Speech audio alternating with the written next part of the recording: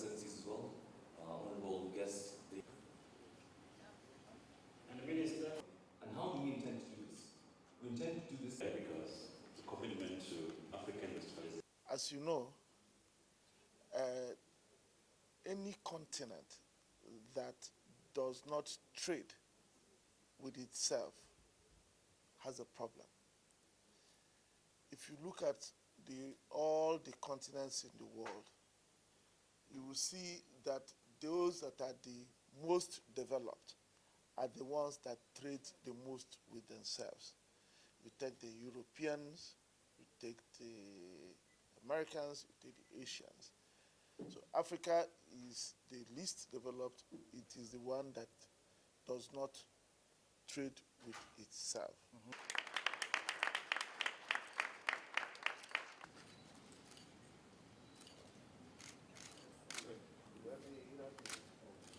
But I think the biggest problem is also the psychology of our people.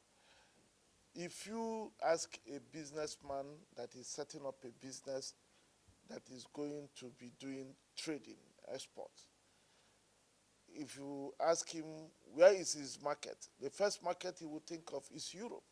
He doesn't think of a market nearby in Africa. For the first time ever, came together to begin what the AU is pushing for.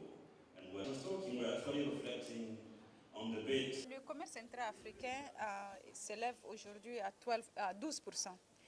Quand vous parlez de l'Europe, on parle de 60%. Quand vous parlez de la zone comme l'Asie, on parle de 63%. L'Amérique, c'est plus que 40%. Donc, c'est vraiment extrêmement faible. Du commerce intra-africain.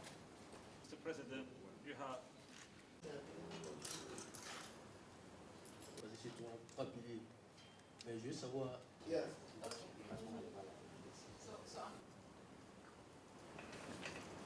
C'est important que vraiment qu'on simplifie nos barrières douanières pour essayer d'avoir beaucoup de transactions. Parce que vous savez, le commerce informel n'est pas capturé dans les 12%. Et donc, c'est très important qu'on encourage le commerce informel.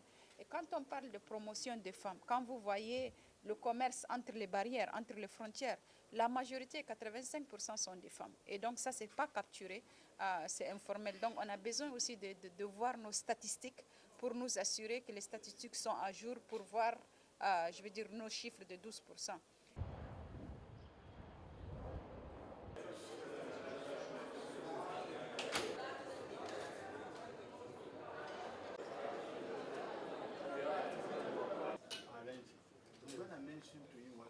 L'Afrique continue à exporter des matières premières. Donc, quand on exporte des matières premières, donc en fait, il n'y a pas de valeur ajoutée. Quand il n'y a pas de valeur ajoutée, vous pouvez comprendre qu'il n'y a pas de création d'emplois.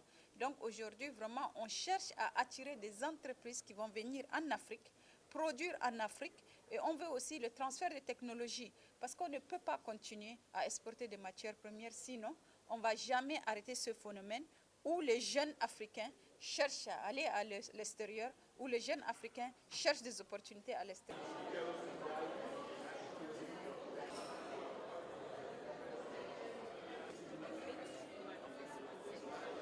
Le monde entier a réalisé qu'on a ce qu'il faut, qu'on a les matières premières, qu'on est un partenaire de choix. Et donc nous-mêmes, il faut qu'on réalise pour vraiment avancer et transformer ce continent.